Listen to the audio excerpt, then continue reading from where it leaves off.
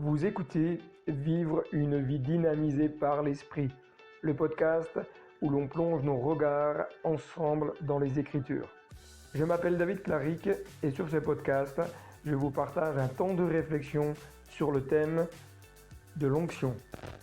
Ces podcasts sont là pour vous encourager à développer une vie d'intimité avec Dieu, avec Jésus et vivre une vie dynamisée par la puissance du Saint-Esprit.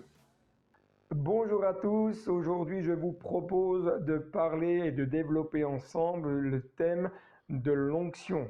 Pour cela, je vous invite à lire ensemble le chapitre 133 du livre des psaumes qui nous dit « Voici ô qu'il est agréable, qu'il est doux pour des frères de demeurer ensemble. C'est comme l'huile précieuse qui, répandue sur la tête, descend sur la barbe d'Aaron qui descend sur le bord de ses vêtements. » Un texte que personnellement j'aime beaucoup, puisqu'il nous parle de plusieurs choses dans ces deux versets. Tout d'abord, il nous parle qu'il est bon, qu'il est doux pour des frères de demeurer ensemble. Bien entendu, on parle de la communauté et aujourd'hui, il est doux, agréable lorsque des frères, des sœurs se réunissent ensemble. Et là, tout d'abord, nous avons un aspect très important. Il nous parle de l'unité. Le mot ensemble dans l'hébreu, ça nous parle d'union, d'être bien liés et de s'unir. Lorsque nous nous rassemblons, lorsque nous venons dans la maison de Dieu, nos cœurs doivent être unis, ensemble, bien liés les uns aux autres. Et on voit que l'onction va descendre à partir du moment où les cœurs sont unis. Il ne peut pas y avoir d'onction, il ne peut pas y avoir une manifestation de la puissance de Dieu si nos cœurs ne sont pas unis. Si l'Église n'est pas cœur à cœur, si l'Église n'est pas liée ensemble. Ensuite, le texte dit, mais c'est comme l'huile précieuse. L'huile de l'onction, elle était précieuse, c'est-à-dire qu'elle était bonne, favorable, agréable, elle était de meilleure, elle amène une bonne compréhension. Si nous voulons que nos vies personnelles, comme la vie de l'Église, puissent être dans une bonne compréhension, puissent vivre une vie meilleure, avoir une meilleure qualité de vie spirituelle, nous avons besoin qu'il y ait dans nos cœurs, dans nos vies, la puissance du Saint-Esprit, l'onction de Dieu. Ensuite, le texte dit quelque chose d'intéressant. Il dit que l'huile, lorsqu'elle coule, elle coule en abondance.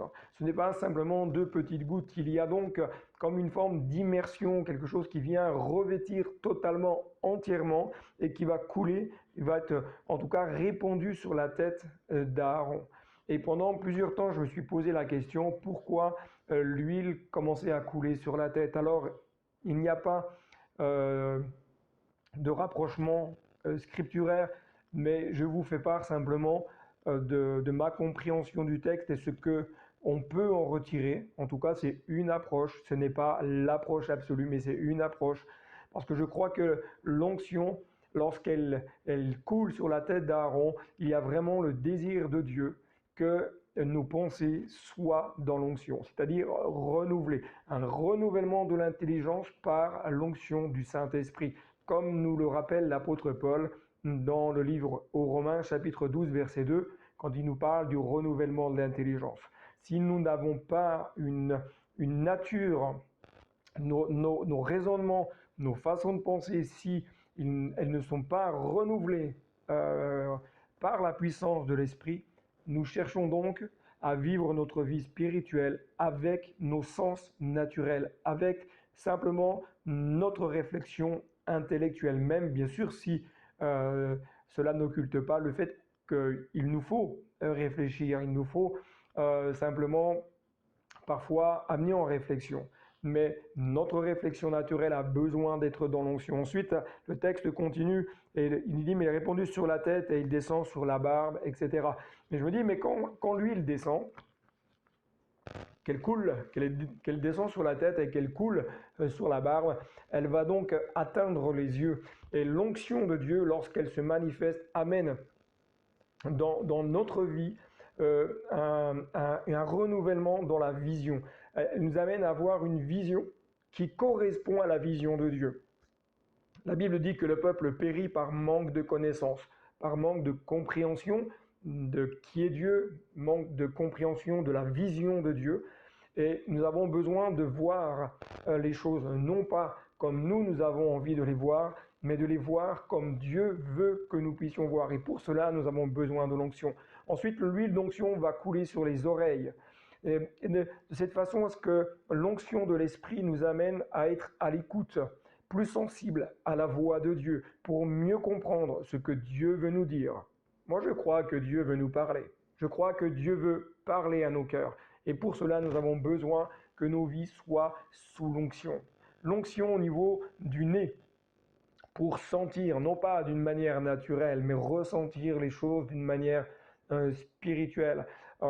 Dieu nous amène plus loin, Dieu nous amène à discerner, Dieu nous amène à analyser les choses, mais selon le regard de Dieu. L'huile d'onction continue en descendant sur la bouche, parce que nos paroles doivent être empreintes d'onction. Notre louange doit être empreinte d'onction. Notre adoration doit être empreinte d'onction. Nos prières, nos prédications, nos posts, nos streamings, tout doit être empreinte de l'onction de Dieu. Ensuite, le texte dit que l'huile va finir par descendre et couler même jusque sur les bords des vêtements d'Aaron.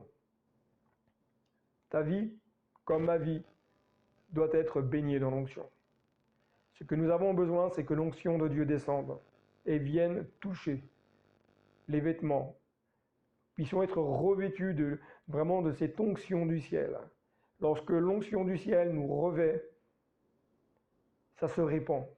Ça se répand sur nous, mais ça se répand aussi à travers nous, autour de nous. Si tu veux avoir de l'impact dans ta vie spirituelle, si tu veux avoir de l'impact dans cette société et dans ce monde, si tu veux avoir de l'impact dans ton service, dans ton ministère, il est important que l'onction de Dieu coule. L'onction de Dieu vienne et descende sur ta vie.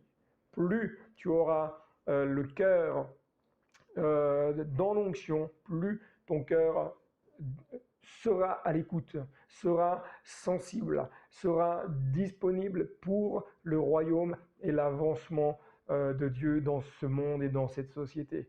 Je t'encourage à rechercher davantage le cœur, je t'encourage à rechercher la puissance du Saint-Esprit, je t'encourage à rester totalement et entièrement dépendant de la volonté de Dieu et simplement en étant disponible entre les mains du Saint-Esprit pour qu'il puisse t'utiliser dans ce que Dieu veut faire pour ta vie.